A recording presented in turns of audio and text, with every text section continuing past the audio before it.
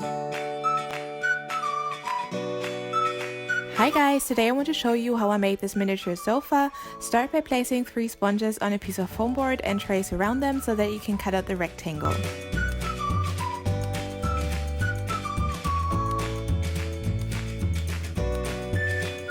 Now you'll need 2 more pieces of foam board according to those measurements and cover all of them in fabric.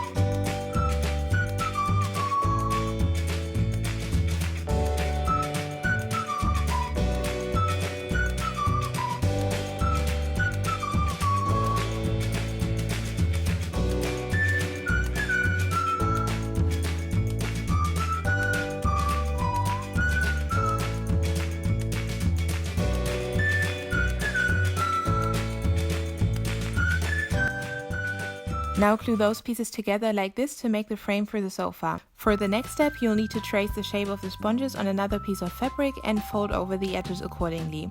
I'm using double-sided tape just in case I want to use the fabric for something else, but feel free to use fabric glue or hot glue.